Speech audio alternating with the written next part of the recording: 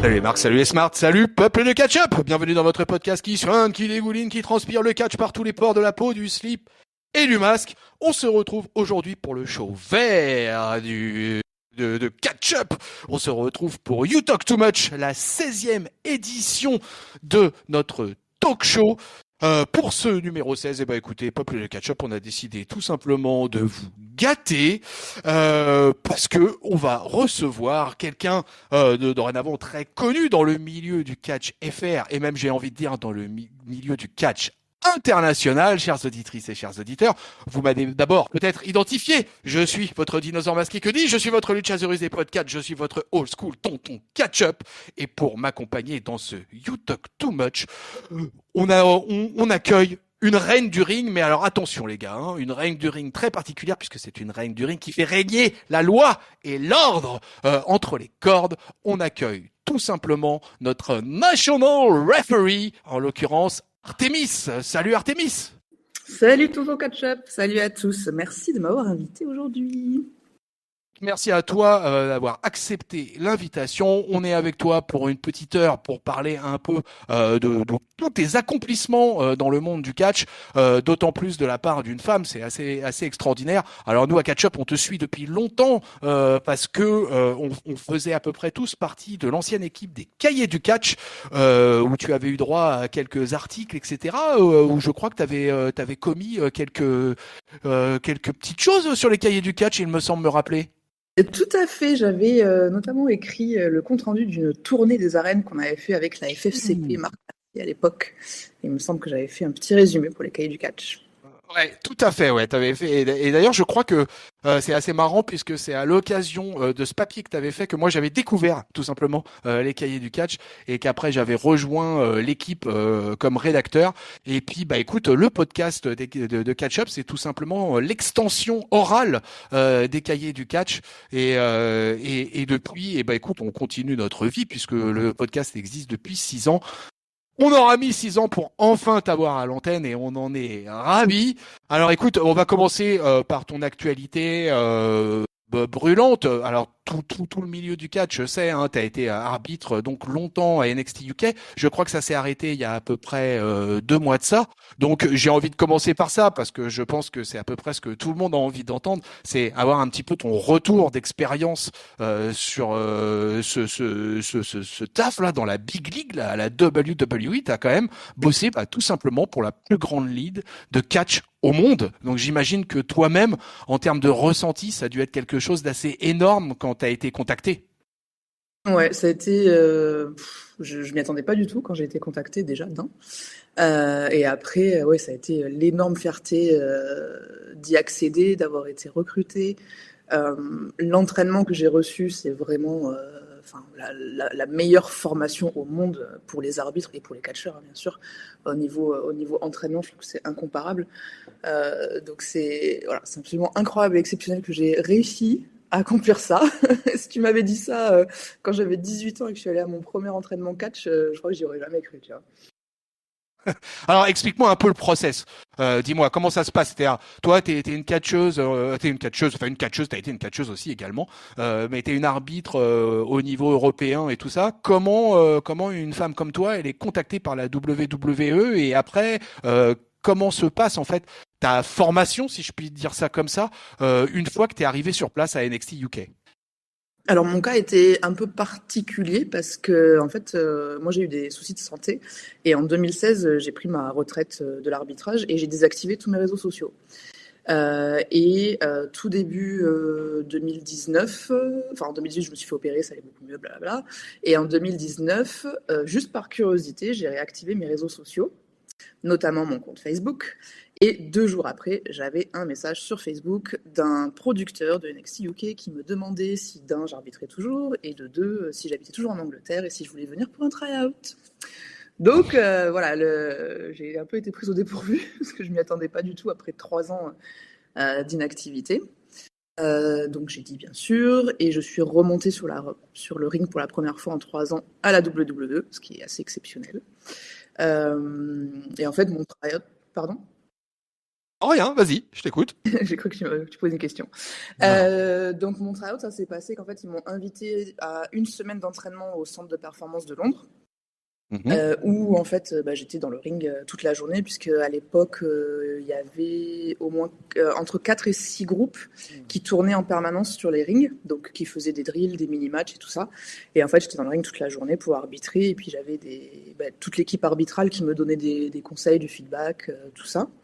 Et après ça s'est soldé par 2 jours d'enregistrement de NXT UK à Glasgow. Et en fait le deuxième jour ils m'ont donné le dark match de la soirée, pour voir ce que ça donnait en live et avec caméra. D'accord. Alors, on t'a demandé un gros investissement physique, j'imagine. Il y a une grosse préparation physique pour les arbitres aussi? Oui. Alors en fait, ce qui était super dur, comme je dis, c'est que j'avais pas arbitré pendant 3 ans. Ouais. En fait, j'avais été opérée 6 mois avant, donc je venais à peine de reprendre la muscu et le cardio. Donc honnêtement, physiquement, ça a été très très très dur. La semaine d'entraînement, j'étais lessivée. Après, quand tu as une bonne condition physique, bon, c'est dur quand même, mais ça l'est un peu moins, quoi. C'est clair qu'on n'attend pas de nous la même chose qu'on attend des catcheurs, mais il faut quand même une super condition physique, parce que quand on est au PC, on est attribué à un groupe et on fait exactement le même entraînement, le même conditionnement physique que les catcheurs.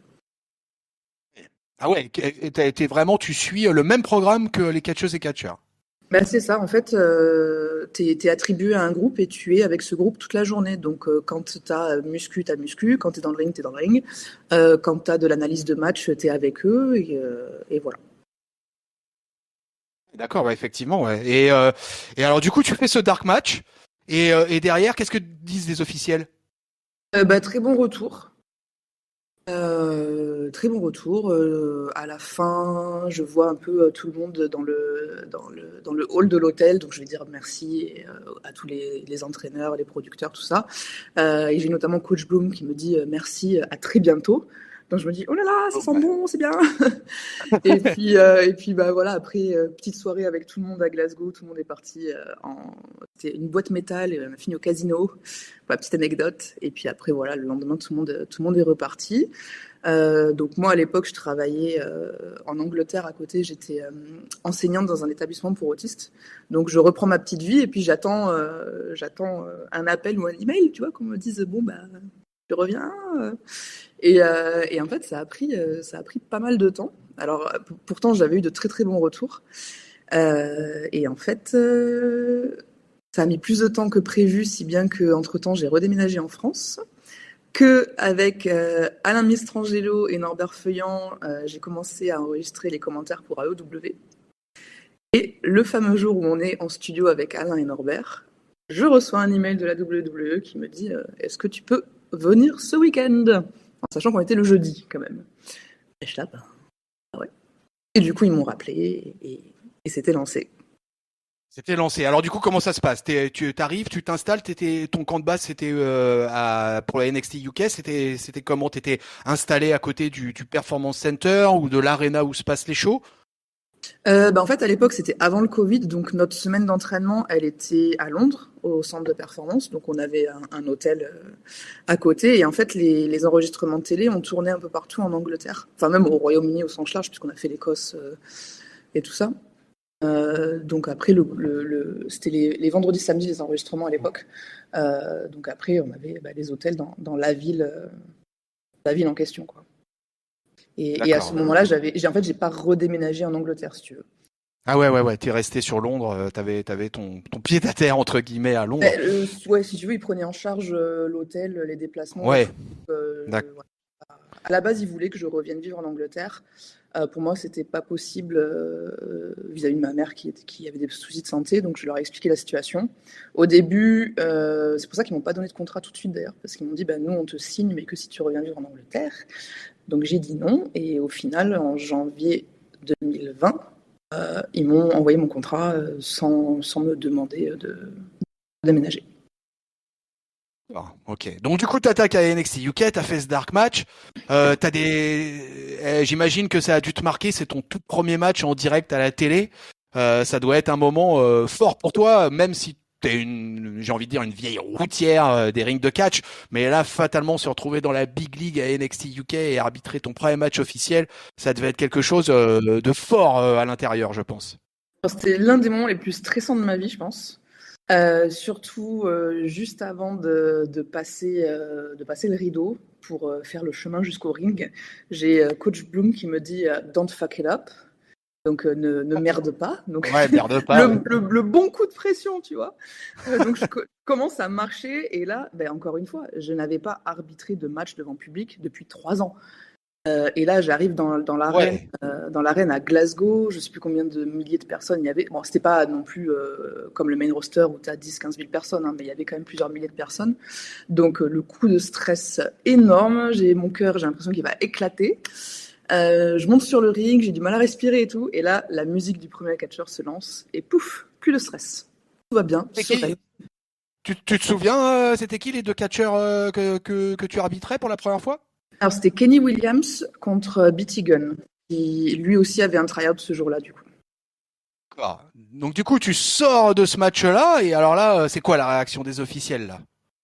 En fait, tout le monde est super occupé backstage, donc en fait, t'as pas le temps d'avoir du feedback détaillé, donc tu vas juste voir ton producteur, ton agent, tu lui serres la main, tu lui dis voilà, est-ce que tout s'est bien passé? Oui, très bien.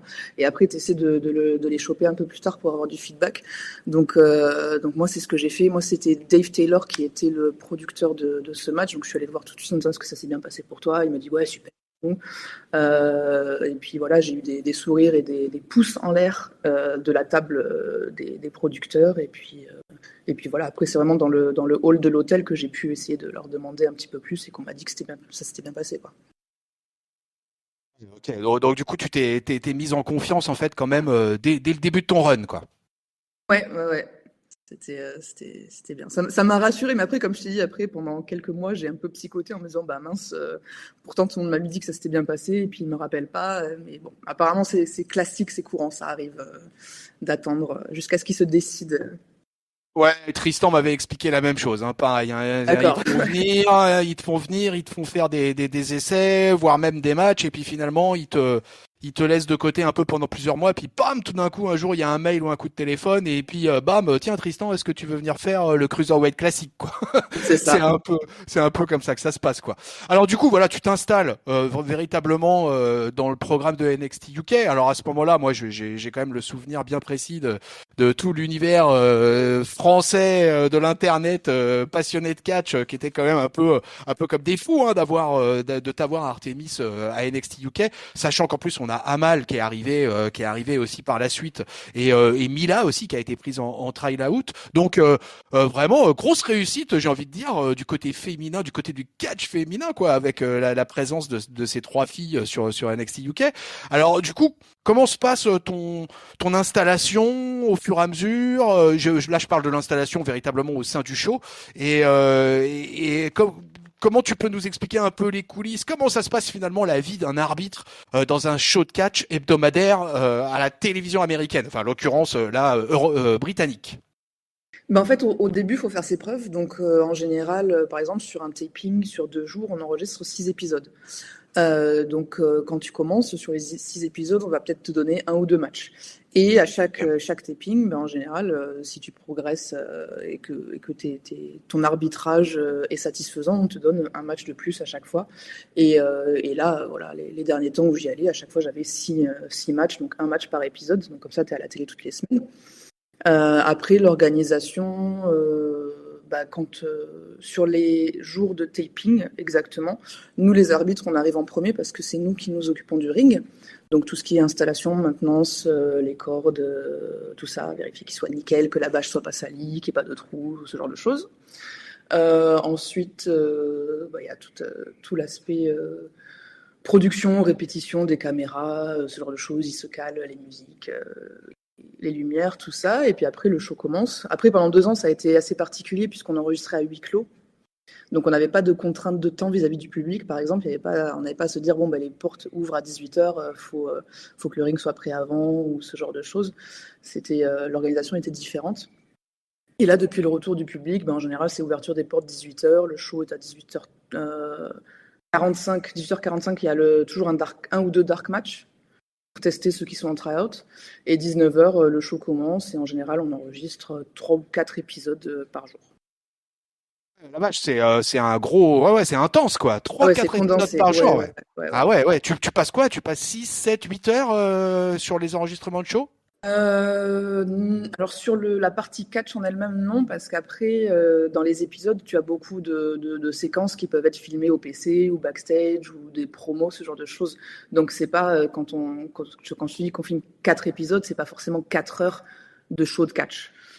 Ça va être voilà, tous les matchs qu'on doit avoir pendant ces 4 semaines, on va les filmer, mais ça sera pas forcément 4 ou 5 heures, quoi. Après, voilà, comme je dis, les journées sont très longues puisqu'on arrive le matin pour le ring et qu'après, alors le premier jour, c'est pas trop dur après les enregistrements parce qu'on a juste à desserrer les cordes pour le ring. Mais par contre, le deuxième jour, après le show, faut qu'on démonte le ring. Donc là, forcément, ça dure beaucoup plus longtemps. Donc, tu es impliqué tout autant en fait dans la construction du show que dans tout ce qui concerne la technique. Voilà, en fait, faut que tu sois multitâche, quoi. Faut savoir monter, démonter un ring. Je pense que beaucoup de gens en fait imaginent pas tout ce rôle qu'ont les arbitres à ce niveau-là. Ben, c'est ça. Et honnêtement, moi, avant d'être à la WWE, je pensais pas que c'était comme ça. Enfin, je savais qu'il y avait toujours forcément un arbitre qui était ring crew, ce qu'on appelle. Et moi, je pensais que c'était juste une personne, du coup, qui s'occupait du ring. Et en fait, la réalité des choses, en tout cas à NXT UK, c'est que on est tous les quatre, et tous les quatre, on s'entraide et on monte et on démonte le ring en équipe, quoi. D'équipe, ouais, c'est un vrai travail d'équipe, quoi. C'est bien parce que ça rejoint totalement notre invité de la 15e édition du Talk to Match. En l'occurrence, Stéphane Nogues, c'est en ligne. C'est très bientôt en ligne. Je vous conseille d'aller écouter ça et où il explique justement ce travail d'équipe, si tu veux, à tous les niveaux, que ça soit la technique, dans le ring, etc. Sur le fait que les catcheurs sont des partenaires avant tout et toute l'équipe, toute la production qu'il y a autour d'un show de catch, même d'un simple show de catch en France et je trouve que c'est bien qu'on puisse rappeler ça. Alors du coup t'es installé à NXT UK. Dis-moi, qu'est-ce qui se passe quand t'es dans un enregistrement comme ça? C'est long quand même, 7-8 heures, et tu arbitres quelques matchs au cours de ces 7-8 heures. Donc t'as un rôle défini en coulisses pendant ce temps-là, ou comment ça se passe, ou c'est juste une espèce, t'es en sas d'attente et puis t'attends, quoi? Alors non, nous les arbitres, on reste toujours en ce qu'on appelle Gorilla, donc c'est là où sont les projecteurs avec les écrans, parce que si jamais il y a un problème, par exemple quelqu'un qui se blesse, il faut qu'on puisse intervenir tout de suite. Donc nous, avec l'équipe médicale, on est ceux qui allons intervenir. Également, on s'assure que le match d'après et dans les parages, qu'on n'ait pas besoin de les attendre ou d'aller les chercher en courant au dernier moment. Donc en fait, ça va être ça notre rôle, quoi. Et puis si jamais un producteur a besoin de quelque chose, a besoin de parler à quelqu'un, on va le chercher et puis on l'amène en gorilla, quoi. Ouais, ok, d'accord. On a jamais de pause, en fait, tout le temps sur le qui-vive. Voilà. Les jours d'enregistrement, c'est non-stop. Donc en fait, vous êtes au soutien un peu des collègues tout au long des enregistrements, et si jamais il y a un problème, vous pouvez pallier pour remplacer ou pour en tout cas pallier à tout problème qui pourrait subvenir durant l'enregistrement, quoi. Et alors du coup, c'est beaucoup de pression, beaucoup de tension, ou au contraire, t'as vécu ça toi de manière super zen? Ah non. Super zen, c'est vraiment pas le mot que j'utiliserais pour décrire mon expérience à la WWE. Non, on est tout le temps sous pression, en fait. Et au PC, c'est plus relax parce que tu t'entraînes, il y a une bonne ambiance en général. Tu fais ce que t'aimes, tu fais de la muscu, tu fais du catch et tout. Les journées télé, c'est hyper stressant. Du jour au matin, tout le monde est sous pression. Du coup, tout le monde parle un peu sèchement. C'est vraiment une ambiance assez particulière. Il y a des contraintes de temps. Tout le monde est speed et puis c'est beaucoup de pression. Pression, ouais. Et tu sentais que les officiels, en fait, eux-mêmes vous mettaient la pression, ou cette pression, c'était vous, les workers, qui avaient tendance à vous la mettre vous-même, quoi? Alors les deux. Je pense que tout le monde est stressé parce que tout le monde a envie de bien faire, tout le monde a peur pour son spot et tout ça. Et même les officiels, honnêtement, les producteurs, je pense que eux-mêmes sont sous pression parce que, honnêtement, la WWE, du jour au lendemain, un claquement de doigts, quelqu'un prend une décision, c'est fini, tu vois.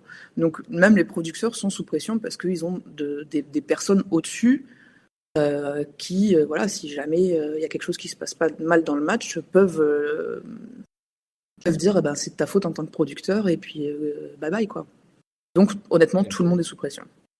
D'accord, ouais. Donc c'est ambiance de travail studieuse et un peu tendue quand même malgré tout, quoi. Ouais. Et alors, petit à petit, bah, tu t'installes dans le programme. Moi, j'ai souvenir d'avoir retweeté, je m'occupe du Twitter de Catch-Up, et d'avoir retweeté pas mal de choses te concernant et tout ça. Finalement, moi, je trouve qu'au fur et à mesure, tu t'es vachement installé dans le programme, t'arbitrais très très régulièrement. Euh, à ce moment-là, le retour des officiels, ou plutôt même pas forcément le retour des officiels, mais toi, en fait, comment tu ressens la chose? Tu te dis que t'es parti pour t'installer un long moment, ou tu restes dans une sorte de comment dire ça, d'hésitation quoi, où tu sais pas trop où ça va te mener, ou tu vois ce que je veux dire? Est-ce que c'était un plan sur du long terme, ou est-ce que t'as pris ça comme une expérience qui allait être courte mais dont t'allais profiter à fond? Alors, c'est complexe. Alors J'imagine. par rapport à la première partie de ta question, bah, moi du coup j'avais en général 6 matchs par taping, donc j'étais à la télé toutes les semaines, Oui. parce qu'au bout de quelques mois voilà, j'avais fait mes preuves, donc j'avais des matchs dans chaque épisode. Ensuite, honnêtement, c'était une ambiance qui me convenait pas forcément, donc ça faisait un moment que ça me travaillait quand même. Je savais Ouais. que mon contrat arrivait à expiration bah, là cette année. Et voilà, je me posais la question de voilà, qu'est-ce que je fais? J'ai pas forcément hyper envie de rester. Les 6 derniers mois, je m'étais même posé la question de savoir si je demandais à être libérée de mon contrat ou pas. Au final, je l'ai pas fait. Je me suis dit bon, je vais vraiment je vais vraiment aller jusqu'au bout de mon contrat, voir si les choses changent un peu dans le bon sens, en sachant qu'il y a énormément de choses qui ont changé depuis bah, le départ de Triple H, depuis NXT 2.0, ce genre de choses. Et au final, voilà, il y avait pas mal de choses qui me convenaient plus. Et j'avais pas mal envie de reprendre ma liberté. Donc bah, finalement, c'est ce que j'ai fait. Ouais, ça vient de toi en fait, plus ce départ. Finalement, la WWE, est-ce qu'elle a cherché à te garder? Ils t'ont proposé des choses ou ils ont laissé faire le cours des choses? Alors au départ, mon contrat a expiré. Ils m'ont proposé un nouveau contrat de 2 ans. Les conditions ne me convenaient pas, donc on en a parlé. Ils m'ont fait une extension de mon contrat actuel de 2 mois, le temps d'essayer de négocier ensemble. Et au final, ils ont rien proposé de mieux, donc ça s'est terminé. Ok, d'accord, ouais, t'étais pas raccord avec les conditions qui t'étaient proposées, quoi, et du coup, t'as préféré arrêter là, quoi. Ça n'a pas été trop compliqué pour toi, humainement, quoi. T'as pas eu un peu le cœur un petit peu brisé quand même, parce que t'as quand même atteint un espèce de Graal, voilà, bosser à la WWE, en plus sur la branche qui est gérée par Triple H. Ça, fatalement, j'imagine que tu devais être un peu aussi une fan de catch quelque part, et ça devait être un peu peut-être quand même une petite forme de déchirement quand t'es parti de là-bas. Alors pas vraiment, honnêtement. Non? Ah Non. ouais? Écoute, ça a été plus délicat en fait que ce que je pensais alors. Oui. Les derniers mois ont été compliqués. Donc non, bah, au contraire, j'ai été très contente de partir. Là où ça a été dur humainement, c'était bah, de quitter tout le monde en fait, parce que j'ai créé des amitiés très très fortes avec certains catcheurs et catcheuses et l'équipe arbitrale, bien sûr. Enfin voilà, on est comme voilà, c'est mes 3 frères. Hein, on passait tout notre temps ensemble, donc voilà, ça, c'est la partie compliquée de la chose. Après, honnêtement, les types de contrats sont vraiment très restrictifs pour pas beaucoup de positifs à côté. Donc non, je suis ravie d'avoir retrouvé ma liberté, de pouvoir faire plein de choses à côté. Après, bien sûr, j'ai pas atteint les objectifs que je m'étais fixés à la WWE. Si j'étais restée plus longtemps, j'aurais pu continuer de travailler pour atteindre ces objectifs. Malheureusement, la situation a fait que voilà, je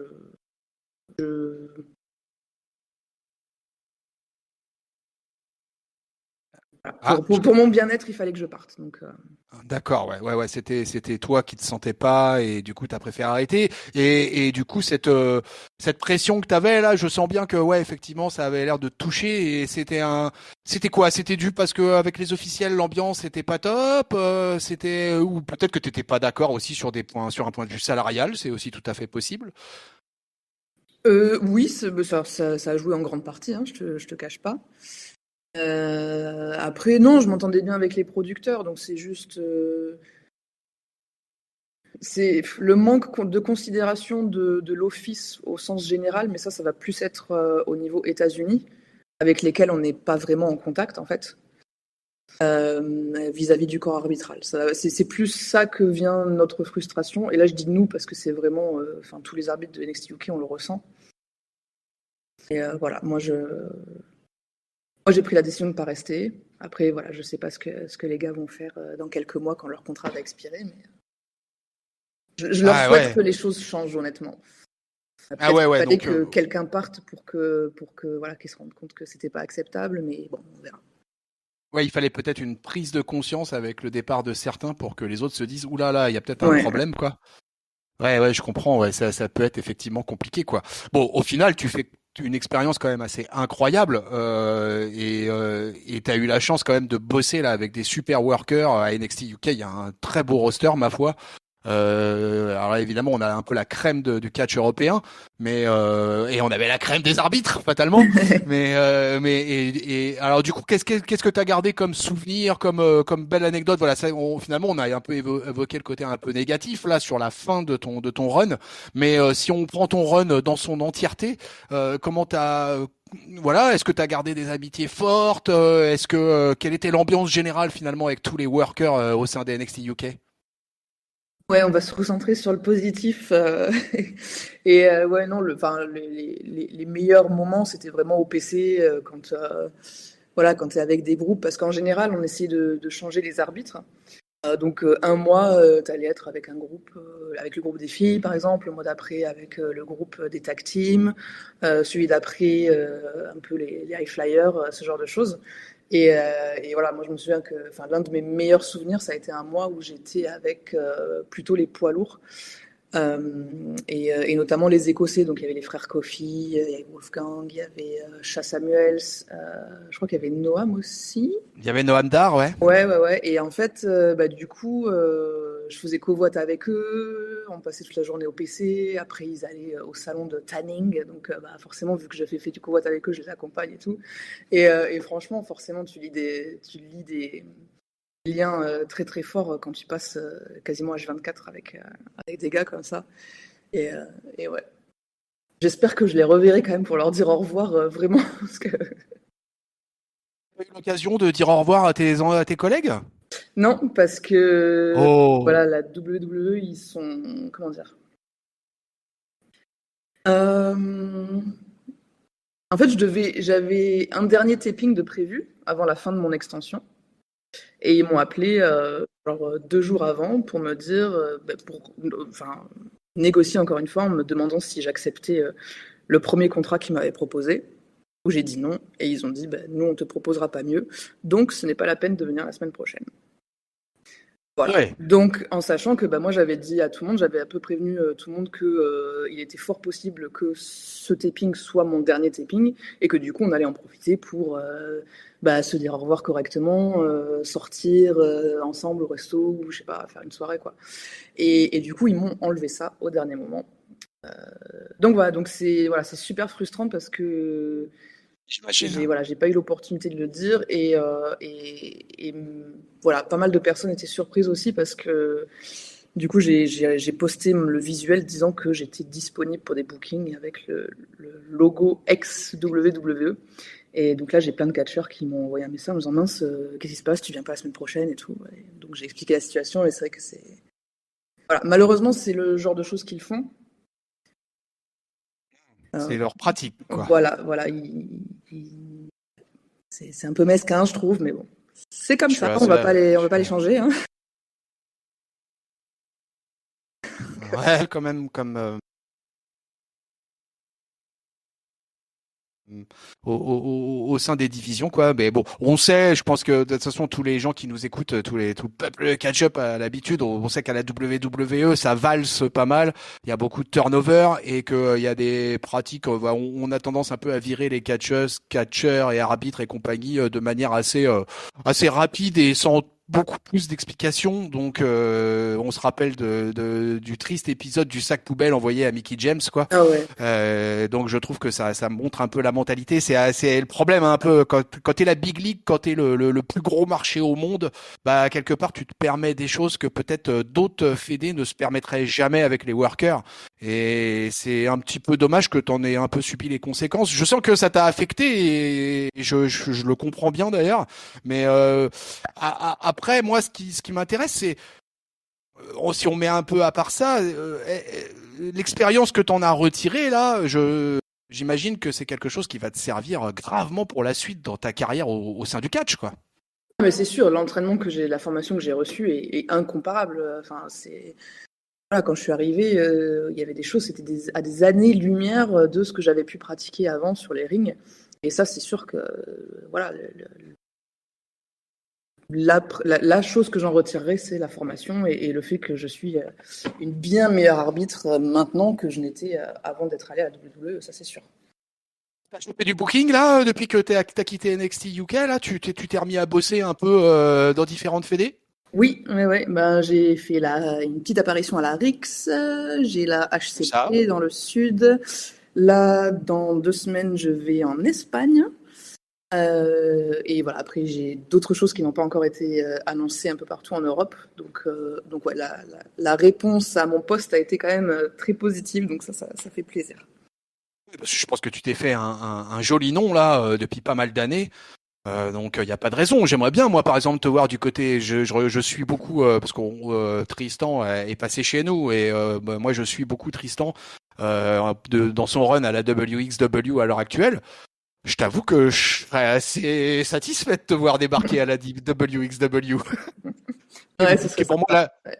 en mettant NXT UK à part, qui est certainement la plus grosse fédération européenne actuellement, avec le plus gros impact, et donc ça serait chouette de t'y retrouver. Alors en attendant, j'avoue que je reste un petit peu curieux sur NXT UK. T'as quand même dans ces moments de tension et ces moments de boulot intense à NXT UK, j'imagine que quand même t'as dû vivre quelques moments un peu sympas, quelques anecdotes un peu croustillantes. Ça a dû être pas mal quand même. Oui. Après, je sais pas quel genre d'anecdote tu veux que je te raconte. Je sais pas moi, est-ce qu'il t'est arrivé des trucs un peu bizarres est-ce que t'as eu des botches tout simplement? Est-ce que tu t'es retrouvé dans des situations où tu t'es dit merde, oh, ça déconne, soit les catcheurs avaient déconné, soit c'est toi qui avais peut-être un temps de retard, je sais pas. Est-ce qu'il t'est arrivé des trucs un peu étranges comme ça quoi? Alors, il m'est arrivé un truc qui n'était pas du tout prévu. C'était un dark match et c'était le tryout de Sha Samuels, avec qui j'avais beaucoup travaillé en indie avant. Pareil, j'étais super contente de le retrouver, tout ça. Et on commence le match, il y a un pin, je compte 2. Là, il se relève, il commence à crier, normal, c'est son personnage. Et là, il me pousse. Et à la WWE, tu ne peux absolument pas toucher l'arbitre, quoi. C'est vraiment le nono, quoi. Et du coup, je regarde, je dis, mais qu'est-ce que tu fais? Et là, il me repousse. Donc, je disqualifie, tu vois, obligé. Et là, je me sentais trop mal parce que je me suis dit, punaise, c'est son try-out, il me pousse, je le disqualifie. C'est lui qui a merdé, si tu veux, parce que t'es pas censé toucher l'arbitre. Et je me dis, mince, il a complètement grillé son try-out et tout. Et du coup, on retourne backstage, on commence à parler au producteur. Moi, je me sentais trop mal pour lui. Et là, ils me regardent tous avec un grand sourire, qui est le producteur qui arrive, qui me fait c'est bien. Et là, Chat qui me dit je suis désolé, il voulait que je te teste. D'accord. Donc en fait, il voulait voir comment j'allais réagir. Et au final, Chat était très ami avec le producteur. Donc au final, son tryout s'est très très bien passé. Et son rôle, c'était de me tester pour voir si j'allais disqualifier ou pas. Et voilà. Pilou, Ouais, d'accord, ok, ouais, je vois les méthodes quoi. ouais. Donc bon, au final, tout s'est bien passé. Chat a été signé. Moi, j'ai fait mes preuves. Donc à partir de ce moment-là aussi, j'ai eu beaucoup plus de matchs. Donc ouais, c'est le genre de petite méthode, de petits tests. De la WWE, ouais. Ouais. Est-ce qu'il y a des catcheurs ou des catcheuses avec qui t'as vraiment kiffé de travailler quoi? J'aimais beaucoup travailler avec Sam Gradwell. Il était super, on s'entendait super bien et j'avais arbitré Sam Gradwell contre Ilya Dragunov en match sans Voilà. disqualification. Et franchement, c'est l'un de mes meilleurs souvenirs dans les matchs que j'ai arbitrés. C'était top. C'était mon premier match à stipulation en plus. Ouais, Et... en plus, Ilya Dragunov, quoi, Ah pas ouais, non, mais n'importe qui, Ilya quoi. Dragunov en ODQ, donc ça y allait. Ouais, ouais. C'est un monstre, lui. Il est stiff as fuck et il est incroyable, quoi. Vraiment, son match face à Walter, pour moi, ça reste un des trucs énormes je crois que c'était l'année dernière. C'est un truc de fou, quoi. Et chez les filles?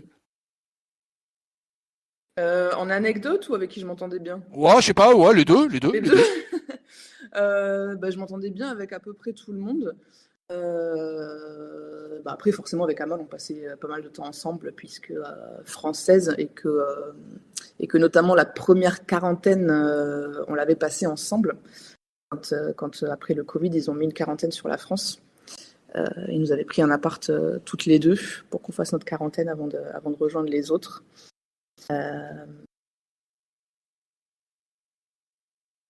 Voilà, j'ai du mal à te chercher, à te trouver des anecdotes spontanées comme ça, mais Ouais, mais alors du coup, en plus, t'as vu l'arrivée d'Amal à NXT ouais. UK, qui est en train de faire sa place aussi, tout doucement, qui a eu le droit à une belle ovation au WWE Paris là il y a peu.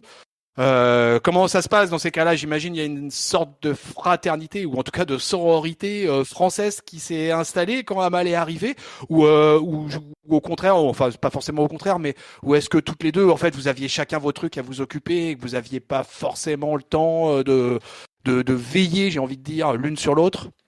Bah, alors de mémoire, quand elle est arrivée, on n'était pas dans le même groupe. Je crois que j'étais pas avec le groupe des filles quand elle avait fait sa semaine d'entraînement. Après, par contre, à l'hôtel, on était ensemble, donc voilà, tous les soirs, c'était un peu débrief de la journée, et voilà, conseils d'un côté comme de l'autre sur voilà, sur les choses à gérer ou comment, euh, comment se tenir à l'entraînement, ce genre de choses.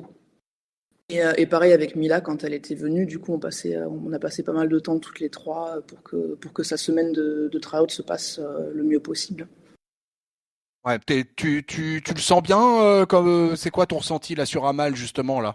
T'as l'impression qu'elle est totalement intégrée, que là elle est partie pour rester? Ouais, ouais, ouais. Je pense que Ouais. ça a été un petit peu dur au début. Je pense que ça l'a frustré un peu parce que tu vois, c'était un peu le stéréotype de la française, il lui faisait perdre des Ouais. matchs, mais là pour le coup, elle a eu un bon run où elle gagnait tout. Et bon, là, je t'avoue que depuis que je suis partie, j'ai arrêté de regarder. Mais j'ai l'impression que sur les réseaux sociaux, elle est pas mal mise en avant par la fête, donc ça a l'air quand même très positif, quoi. Ouais, ouais, à l'heure actuelle, bah, moi, écoute, pour avoir regardé dernièrement, de toute façon, oui, oui, elle passe quasiment toutes les semaines à la télé, elle gagne des matchs. Bon, là, elle a perdu un match chaque team dernièrement, mais c'est anecdotique. Mais c'est vrai que je pense que ça a été un désespoir. C'est le cas de le dire avec Amal, mais ça a été l'un des espoirs. En fait, le fait de devoir arriver toi et Amal, et bon, Mila, ça a été peut-être un peu plus rapide, mais je pense que ça a donné aussi une sorte de vague d'espoir de la part des fans français. Est-ce que tu l'as ressenti ça? Oui, on a eu pas mal de retours. C'est vrai qu'à un moment, il y a pas mal de gens qui disaient que c'était les femmes qui portaient le catch français. Alors, je sais pas si c'est vrai, mais bon, il y a eu cette dynamique et c'est clair qu'on aimerait que ça continue, à la WWE ou ailleurs, bien sûr. Euh, Parce qu'après, voilà, sans être forcément à la WWE, il y a des exemples comme Tristan, de catcheurs français qui ont énormément de succès en ce moment, sans être dans une grosse fed. Et Ah bah ouais, ouais, Tristan, c'est clair que il déroule en ce moment de manière assez impressionnante. Champion au WXW, je le rappelle double pour notre champion, ouais. public. Double champion, ouais, two times. Donc c'est quand même quelque chose quoi. Et donc du coup ouais c'était un pas. Je suis assez, c'est bien, je trouve ça super intéressant parce que Là, on a une vision des choses qui change un peu d'habitude et je trouve que c'est vraiment parfait, quoi. Alors, du coup, alors à NXT UK, il n'y a pas véritablement de système de pay-per-view. Bon, il y a eu des NXT à Blackpool ou à Cardiff. Est-ce que ça, c'était pas un truc peut-être qui t'a manqué, peut-être que t'aurais aimé arbitrer en pay-per-view? Oui, oui, oui. Bah, en fait, avant le Covid, on avait les takeovers, donc c'était nos pay-per-view à Ouais. nous. Moi, j'ai fait le takeover de Blackpool, mais du coup, en tant que médic, donc j'ai eu une petite intervention dans le main event où il a fallu que j'aille m'occuper de l'arbitre qui était blessé, qui s'était pris un kick de Ouais. Walter. Donc ouais, Ah, aïe. ça c'est un truc que j'aurais aimé faire, arbitrer en takeover, ou même, enfin voilà, partir à NXT parce qu'avant le Covid, c'était ce que je devais faire. Ils devaient m'envoyer là-bas, je devais arbitrer toute la semaine à Access. Et malheureusement, voilà, mais les frontières ont fermé 2 jours avant mon vol. Donc ouais, je pense que c'est pas tout arrive pour une raison. Donc j'essaie de me dire que si ça s'est pas fait, c'est parce que autre chose doit se faire à la place. Mais j'avoue que j'aurais quand même bien aimé vivre ce genre d'expérience. T'auras passé combien de temps là-bas au final? À NXT UK, Ouais. j'y ai passé 3 ans en tout, Ouais, quand même, hein, dont ça te fait. du coup 2 ans et 2 mois sous contrat. Parce que les mois d'avant, j'étais pas sous contrat, ils me faisaient venir à la semaine. Ah ouais, en freelance, quoi. Ouais, ouais. Ah ouais, donc grosse expérience parce que ça fait un sacré paquet d'années que t'es dans le milieu, quoi. Oui. Donc quelque part pour toi c'était une forme de concrétisation, j'ai envie de dire. Oui, bah bien sûr. Je pense que c'est le rêve de tout le monde de finir, alors soit la WWE, soit ailleurs, on va dire avec un contrat dans une grosse fédération. C'est l'objectif, quoi. De pouvoir en vivre pleinement. Et donc là, du coup, ton contrat s'est arrêté, t'es retourné en France. Comment ça se passe en fait pour quelqu'un comme ça qui sort d'un contrat WWE? Comment tu te remets un peu le pied à l'étrier? C'est toi qui as contacté un peu toutes les fédés ou c'est venu un peu naturellement du fait que dorénavant t'as une médiatisation un peu plus forte? Alors, le lendemain de ce fameux appel, honnêtement, j'ai pas attendu la fin de mon extension de contrat. Le lendemain de cet appel, j'ai mis un visuel sur les réseaux sociaux disant que j'étais disponible et j'ai été contactée par énormément de monde. Euh, donc, j'ai pas été proactif pour l'instant, dans le sens où j'ai pas envoyé de messages à des fédérations ou quoi. J'attends de voir un peu comment ça se passe vis-à-vis des propositions qui m'ont été faites là. Et puis si ça commence à stagner, par contre j'irai contacter certaines promotions où j'ai envie de travailler avant de prendre ma retraite, parce que mine de rien je vais pas non plus continuer pendant 10 ans à arbitrer. Donc voilà, il y a certaines choses que j'ai envie de faire avant d'arrêter. Donc voilà, là d'ici la fin de l'été, j'attends de voir tous ceux qui m'ont contacté. Et après je commencerai à démarcher, finir en beauté, on va dire. Alors justement, finir en beauté, après avoir fait NXT UK, c'est quoi? T'as des objectifs bien précis ou des rêves peut-être tout simplement là pour finir ta carrière dans le monde du catch? Ouais, mais j'ai pas mal de promotions et de pays sur ma liste, Ah ah! notamment le Japon et les États-Unis. Donc voilà, Ah je vais oui! pas rentrer dans les détails, mais il y a certaines choses que j'aimerais faire sans forcément décrocher de contrat, mais il y a des choses que j'aimerais faire avant d'arrêter, ça c'est sûr. Ah ouais. Donc de toute façon, t'es loin d'en avoir terminé quoi. Et mais ça, c'est une bonne nouvelle. Le Japon, ça, ce serait génial quoi que t'ailles arbitrer au Japon quoi. Tu te verrais sur une des fédés féminines ou carrément aller taper à la porte de gens comme la NJPW, la AGPW, des choses comme ça, ou la NOAH ou je ne sais. Faut voir, faut voir. Après, Ah. honnêtement, au PC, j'étais assez proche de Meiko Satomura. On s'entraînait souvent ensemble en muscu. Donc, Ok. je pense que Sendai, c'est une option. Après, bien sûr, quitte à aller au Japon, autant rester un petit moment et essayer d'arbitrer pour plusieurs promotions là-bas. Ouais, bah, ça serait génial quoi ça. Alors là, vraiment incroyable. Ouais, et alors du coup, comment ça se passe? Enfin, je t'auras pas trop de problèmes au niveau de la barrière de la langue si t'allais bosser au Japon? Bah alors justement, c'est un truc à voir parce que je sais que il parle pas très très bien anglais, voire pas du tout. Ouais. Donc je pense qu'il faudrait peut-être que j'apprenne deux trois mots pour essayer de communiquer. Après, l'arbitrage et le mode d'arbitrage est vraiment différent là-bas, et notamment, il travaille sans oreillette. Donc déjà, ça enlève toute la pression de ce côté-là, et j'aurais pas quelqu'un qui va essayer de me parler en japonais ou essayer de me parler en anglais, un mélange d'anglais japonais dans l'oreillette où je vais stresser parce que je vais pas comprendre. Là, il n'y a pas ce côté-là, donc ouais, je pense que ça peut le faire. Ah ouais, bah, c'est clair. Ah ouais, donc ah oui, en fait tu bossais avec un système d'oreillette à NXT UK, d'accord. Ouais, Donc ça veut dire que t'as le mec dans la Gorilla Position, je sais pas qui étaient les producteurs, qui sont les producteurs à NXT UK, mais donc ça veut dire, c'est bien pour les gens ça de comprendre ce genre de système quoi. Donc donc tu bosses, tu fais un match, mais t'as une oreillette et t'as un mec qui te donne des indications tout au long du match. c'est ça. Qui va te donner le temps, qui va te donner, par exemple, le réalisateur veut voir certaines choses, certains angles de caméra, il va te dire de diriger les capteurs pour qu'ils fassent une prise face à telle caméra ou une autre.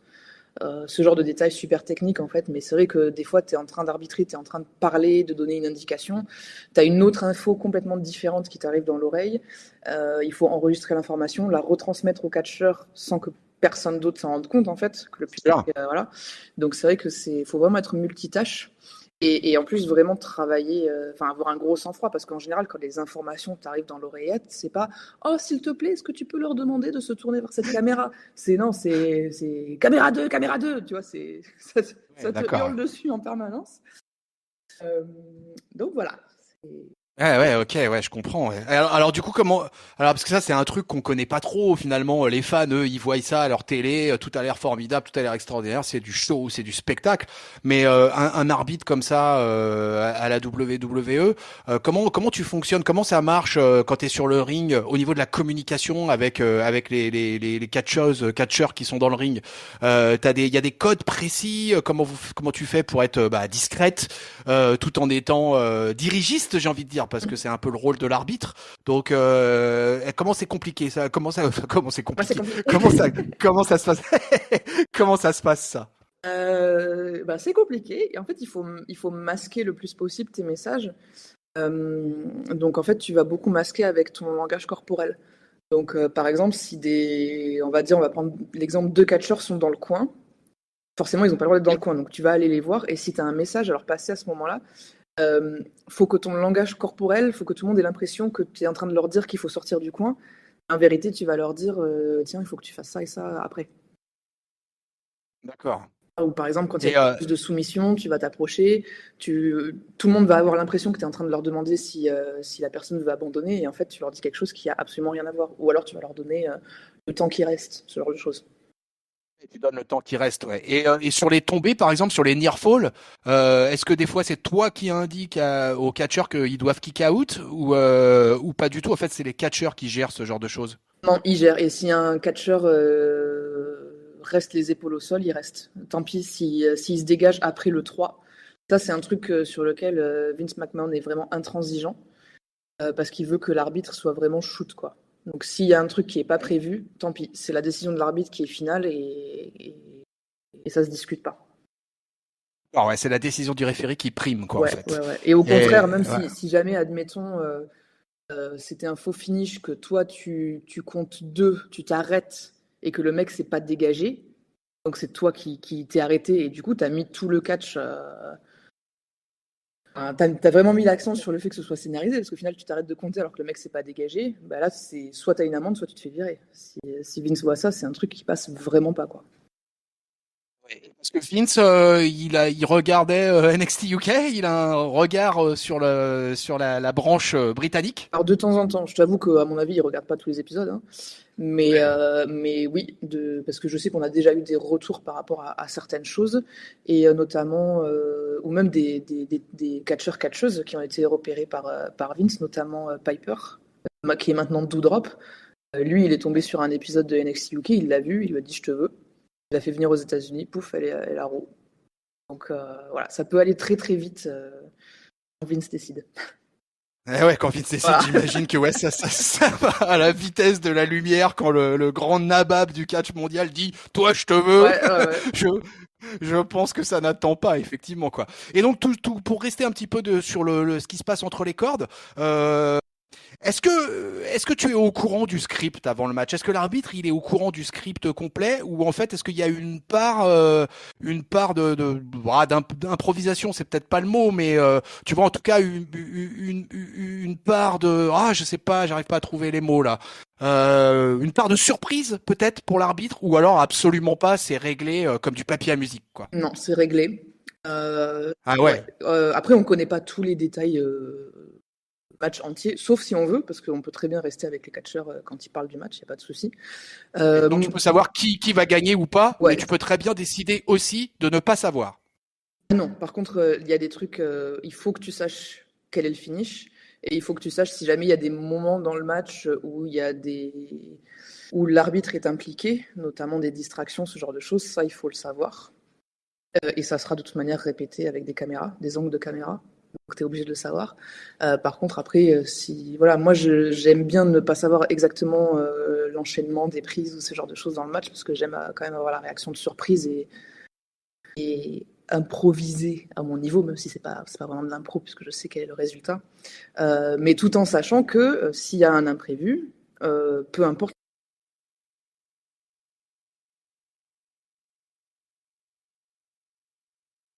l'issue du match, qu'au bout de 10 ils sont pas rentrés et que c'était pas prévu, et ben c'est 10, tant pis, le match il s'arrête, tu vois.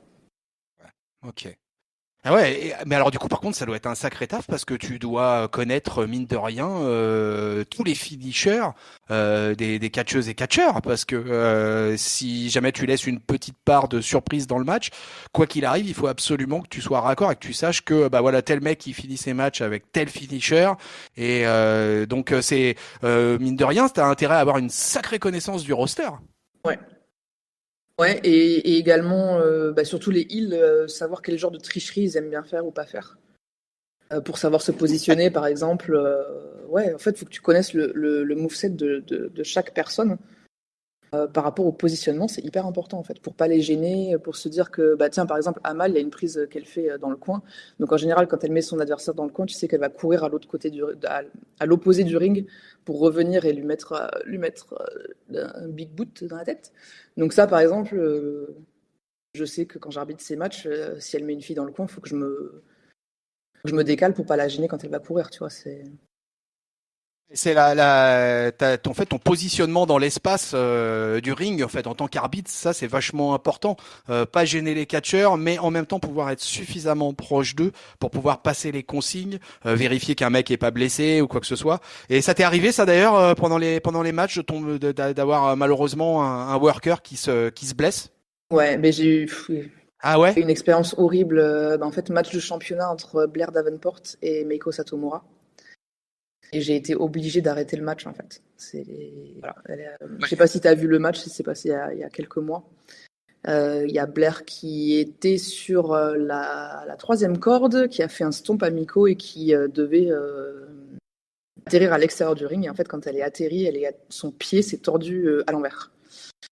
Elle est tombée de tout son poids dessus et voilà, elle a poussé des cris vraiment qui m'ont crevé le cœur. Ça a été vraiment très très dur d'entendre une personne souffrir comme ça. En plus, c'était à huis clos encore. Donc quand tu te blesses et qu'il n'y a pas de public, mais c'est horrible parce que tu as zéro adrénaline en fait. Tu te blesses à froid quasiment. Et là, j'ai arrêté le match tout de suite parce que c'était évident qu'elle ne pouvait pas continuer. Ah ouais, ça c'est terrible ça. Ouais, en plus, ah ouais, tu m'étonnes en plus pendant la période Covid avec personne dans le public, donc t'entends d'autant plus les cris et la souffrance de la catcheuse. Donc c'est vrai que ça a dû être assez terrible.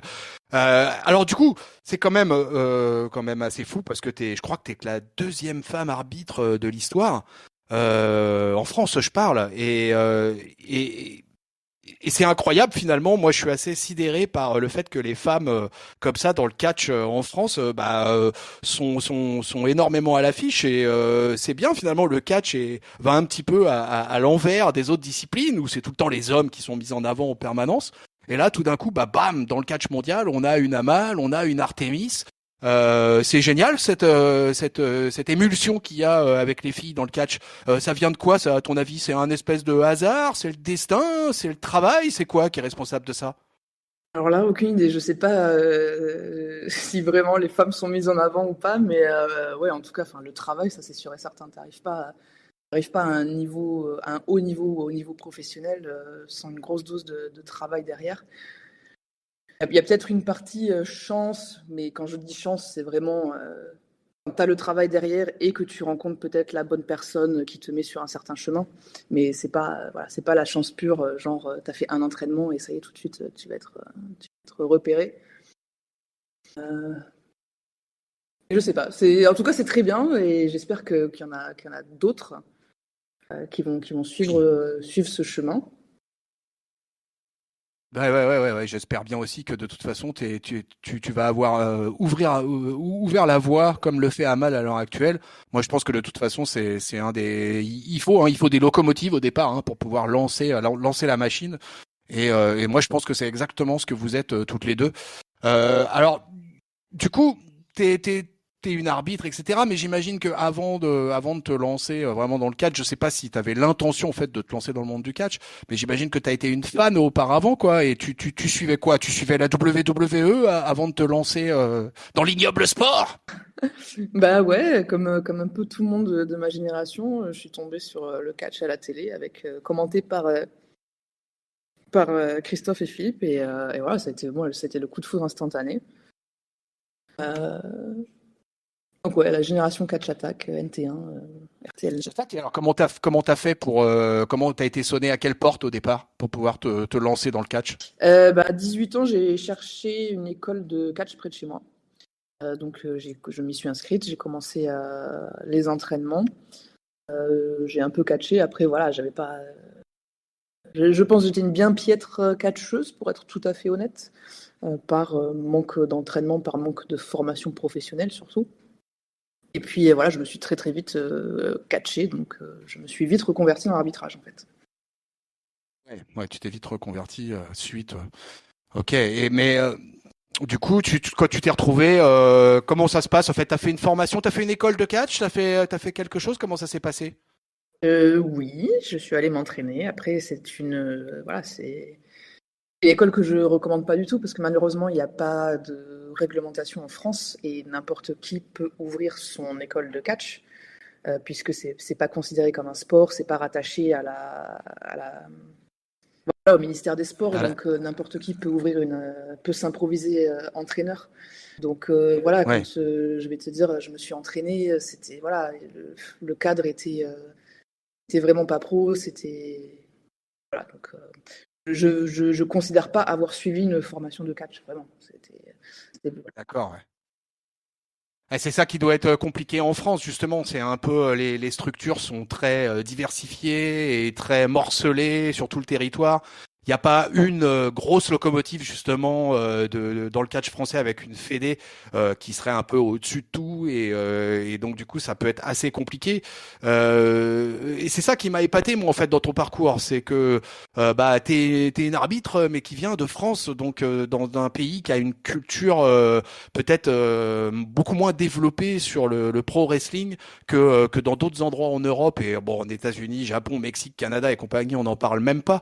Donc c'est tout à ton honneur quand même d'avoir ouvert ce chemin et d'avoir réussi à t'imposer quand même là-dedans. Médiatiquement, t'es quand même certainement, enfin en tout cas moi je le vois de cette manière-là, t'es certainement l'une des figures les plus connues dans le monde du catch français. Et c'est vrai qu'on se dit que j'ai envie de te dire qu'on a envie de te voir aller encore plus loin et plus haut. Bah merci, ce genre de soutien, ça me fait vraiment plaisir. Et bah oui, j'espère que c'est pas la fin, hein, ce serait dommage. Et pour en revenir aux formations, justement, c'est quelque chose que bah, moi j'aimerais apporter ma pierre à l'édifice. Donc là, j'ai commencé avec la HCP, j'ai déjà fait quelques stages là-bas. Cet été, il y en a également en prévision, donc j'aimerais vraiment pouvoir former des arbitres en France parce que c'est quelque chose qui manque énormément. Déjà, c'est compliqué de trouver une bonne structure pour se former en tant que catcheur, mais ces structures-là, ben, avant que j'arrive à la WWE, il n'y avait pas eu d'arbitre professionnel en France, en fait. Personne n'en vivait, personne n'a eu cette formation, et moi, c'est ce que j'aimerais transmettre, en fait, transmettre tout ce que j'ai appris à la WWE pour pouvoir former des arbitres qualifiés en France. C'est génial, si en plus tu te lances dans la transmission, alors là, mes amis, peuple de catch-up ou jeunes et moins jeunes, si vous avez envie, là je pense qu'il y a une coach d'exception qui peut nous former des arbitres et des catcheurs ou catcheuses pour la suite, quoi. Donc ça c'est assez génial, c'est plutôt une grande nouvelle. Qu'est-ce que tu penses des différentes fédés là qui tournent en ce moment? Moi je trouve qu'il y a un espèce, tu vas me dire ce que t'en penses, mais je trouve qu'il y a un espèce d'essor du catch français là depuis quelques années. Malheureusement il y a eu un couvercle de posé avec la crise sanitaire, mais moi je regarde assez régulièrement la Rix Catch. Je suis un suiveur aussi de la Wrestling Pro Wrestling. Enfin je suis du catch français en général. Est-ce qu'il y a des promotions à l'heure actuelle là qui t'intéressent plus particulièrement ou tu trouves qu'il y a eu justement un bel effort de fait et que ça va de mieux en mieux? Est-ce qu'il y a des endroits où vraiment tu as envie d'aller travailler vraiment régulièrement?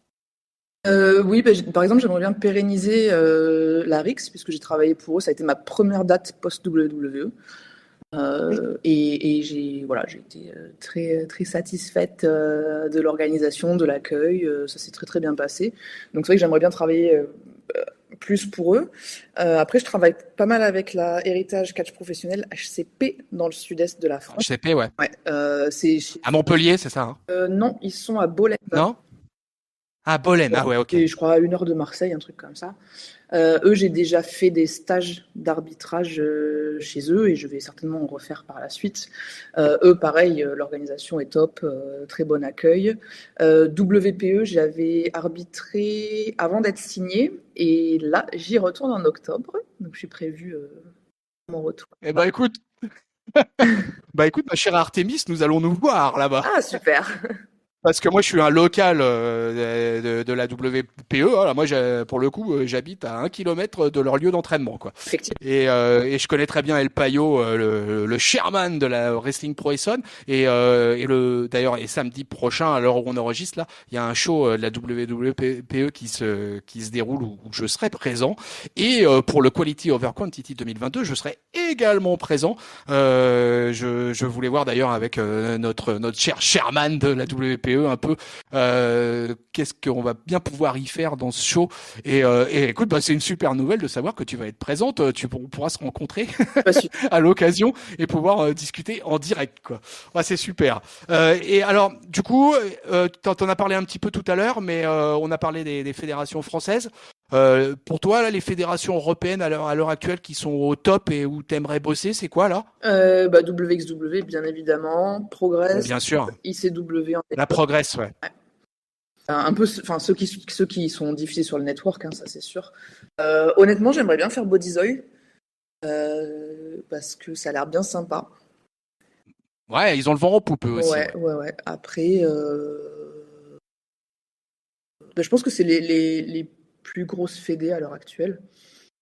Après, honnêtement, j'aimerais bien faire chaque pays d'Europe. Ça, c'est mon petit truc. Petite liste, me dire, voilà, j'ai fait tous les pays d'Europe. Donc là, je rajoute l'Espagne dans 2 semaines. Voilà, je suis en contact. Dans d'autres. Tu vas bosser pour quelle fédération en Espagne? Alors, c'est AWZ, de mémoire, ils sont à Saragosse. À Saragosse? Ah ouais, ok, d'accord.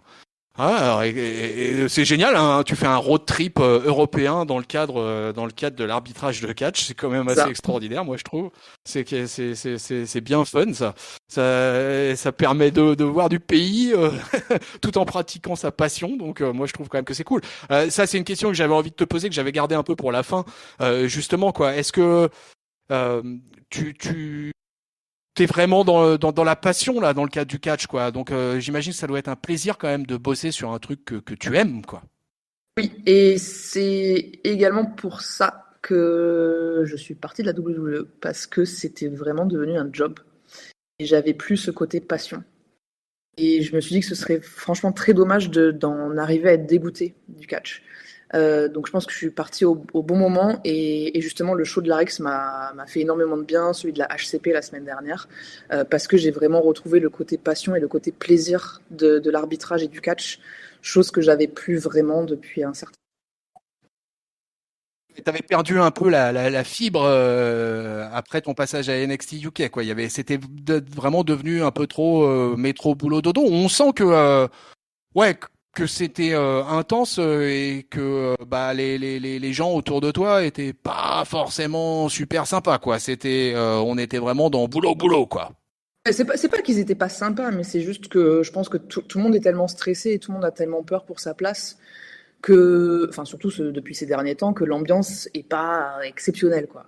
Et C'est c'est assez toxique quand même ça, comme tu vois. Je trouve ça assez. C'est dommage quand même quoi, que les gens soient comme ça, autant stressés, parce que finalement il y a une espèce d'épée de Damoclès en permanence au-dessus de la tête quoi. et ouais, mais malheureusement ça depuis qu'ils ont remanié l'office, c'est la culture, quoi. Ah ouais, c'est la culture de la boîte quoi. Ça se passe comme ça quoi. Dis donc, c'est assez fou quoi. Moi, je peux comprendre après que finalement t'en aies eu marre et que t'aies décidé de rentrer. Ça peut parfaitement s'entendre au vu de ce que tu expliques quoi. Alors du coup écoute, on arrive sur la fin de cette petite interview. Tu nous as déjà un peu expliqué tes objectifs là. Si je devais te demander, je sais pas, un match de rêve là où il y aurait Artemis au milieu et qui arbitrait un match, je sais pas, là tu es comme tu veux, tu fais ce que tu veux, tu dis ce que tu veux, un multi-match, un six-pack challenge, un fatal four-way, je ne sais quoi. Comment qu'est-ce que tu rêverais quoi si demain je te dis Artemis, demain c'est tel match et tu me dirais ouais, je veux ça. Alors là, tout de suite, spontanément, je vais te dire Samoa Joe contre Kyle O'Reilly. Oh, Voilà. du super méga lourd. Vas-y, fais-toi plaisir. Et chez les femmes, Chez les femmes, si tu devais arbitrer des femmes là à l'heure actuelle, quel genre de match t'aimerais arbitrer? alors, je vais prendre Toni Storm parce que ça fait longtemps que je ne l'ai pas arbitrée du coup et qu'elle est top. Et j'aimerais bien la mettre contre Bianca. Ah ouais, Bon, on Bianca, fait un ouais, ça serait match-up, pas hein, mais mal. ouais, Ah ouais, ouais, ça peut être un ouais, beau ouais. match. T'as eu l'occasion d'approcher d'ailleurs quelques stars du roster côté États-Unis? Comment ça? Bah, je sais pas. Comment dire, est-ce que t'as des catcheurs de la WWE qui sont venus faire des petits tours à NXT UK, voire même des entraîneurs. Tu parlais de Matt Bloom tout à l'heure. Est-ce que NXT UK en fait est surveillé du coin de l'œil, tu vois, par ce qui se passe dans le big roster de la WWE? Ouais, ben on avait eu Finn Balor qui était venu juste avant le Covid. Il avait eu, mais je crois qu'il avait eu un match contre Ilya d'ailleurs, de mémoire. Il me semble bien, oui. Ouais, donc il y avait eu lui. Après, on avait eu Chris Hero qui était venu en tant qu'entraîneur. Oh, ça, c'était super. On avait fait une session d'entraînement pendant 2 heures. Il a fait que des pins et il a montré, mais je ne sais combien de centaines de différentes séquences de pins et c'était incroyable. Parce que franchement, tu te dis 2 heures, c'est hyper long. Il n'y en a pas tant que ça. Et Ah ouais, pendant 2 heures, il t'en a montré un différent à chaque fois. Et, incroyable. ouais. Ouais, Chris Hero, en plus, c'est un sacré morceau, quoi. Hein. Donc, Ouais. ça devait être assez impressionnant, quoi. Ouais, et Finn Balor, quel athlète, quoi, celui-là. Ouais. Oh, la vache. Ouais. Non, c'était super. En plus, je sais pas, je crois que c'était l'une de nos dernières dates avant le Covid. Et quand sa musique s'est lancée, j'ai eu la chair de poule. C'était parce qu'en plus, il a une musique qui est très, enfin moi qui me prend aux tripes avec les lumières, tout ça. Ouais, Qui est super reconnaissable, en plus, quoi. Donc, effectivement, dès que Finn Balor arrive dans l'arène, on le sait, quoi. ça. Ah, Samoa Joe, j'adorerais te voir arbitrer Samoa. J'adore Samoa Joe. Mais C'est moi un aussi. de mes catcheurs favoris, quoi. Donc c'est vraiment depuis toujours. C'est lui qui m'a fait regarder la TNA à l'époque, quoi. J'étais tombé totalement par hasard sur un truc de la TNA, je connaissais pas, et j'étais tombé sur Samoa Joe et je suis tombé fall in love de Samoa Joe. Quoi. J'ai trouvé ce catcheur direct extraordinaire, quoi. Et donc écoute, ça me ferait largement plaisir de te voir un jour arbitrer Samoa Joe, et c'est tout ce que je te souhaite. Bon écoute Artemis. Je te remercie beaucoup d'être passé à Catch Up. Merci de nous avoir donné de ton temps. C'était super de pouvoir échanger avec toi. Toute la team Catch Up était super fière là de savoir que tu débarquais dans le studio et que t'allais nous faire l'honneur de You Talk Too Much. On n'a que des bonnes choses à te souhaiter. On va suivre ta carrière avec la suite de ta carrière avec plein d'attention. Est-ce que tu as un truc à rajouter? Est-ce qu'il y a des choses un petit message de l'actualité, de la promo à faire? Si t'en as à faire, c'est le moment. Alors, merci beaucoup de m'avoir invité. J'espère que j'ai pas été trop négative parce que bon, voilà, c'était pas juste du négatif la WWE, mais c'est vrai que c'est important de parler de cet aspect parce que voilà, c'est pas forcément tout rose tout le temps. Donc voilà, il y a du positif, il y a du négatif, c'est comme ça. En tout cas, moi, ça va très bien depuis que je suis partie. Tu me dis faire de la pub, écoutez, j'ai du merch. Si vous voulez aller voir, j'ai des t-shirts et des photos. Donc voilà, vous allez sur mes réseaux sociaux, il y a le lien dans la bio. Et puis voilà, les prochains shows seront annoncés également sur les réseaux sociaux. Je vais avoir la HCP dans le sud de la France, la WPE, on l'espère la RIX. Donc voilà, si vous voulez me voir en vrai, n'hésitez pas à me suivre sur les réseaux sociaux et je vais poster tout ça. Eh ben, écoute, moi je te suis, enfin le Twitter de Catch-Up te suit déjà assidûment depuis longtemps, et puis bah je suis ravi parce que j'apprends que de toute façon on va se croiser bientôt dans mon département pour un show de la Wrestling Pro Essonne, et ça va être super cool. Donc il me tarde d'arriver au mois d'octobre. Artemis, j'ai été ravi de t'avoir. Je pense que la communauté Catch-Up ne va pas s'en remettre, et c'était tout à fait le but. Je vous rappelle, mon cher peuple de Catch-Up, que vous pouvez nous retrouver sur la communauté Discord. N'hésitez pas à vous inscrire. Tous les liens sont dans la description des vidéos YouTube. Abonnez-vous pour ne manquer aucun épisode. Vous pouvez nous retrouver sur toutes les bonnes plateformes de podcast, Apple Podcast, PodCloud, Deezer, Google Podcast, Podcast Addict, les réseaux sociaux Twitter, Facebook, Instagram, le site officiel catchup.lepodcast.fr. Il ne me reste plus qu'à remercier Artemis pour sa présence au studio Catch-Up. Merci beaucoup à toi, Artemis. Merci à toi, merci à tous et à très bientôt. Allez, peuple de Catch-Up, c'est sur ces bons mots qu'on vous laisse. On vous souhaite une bonne semaine pleine de catch. On vous fait des bisous, on vous fait des cordes à linge plein la face. Salut Artemis et salut peuple de Catch-Up!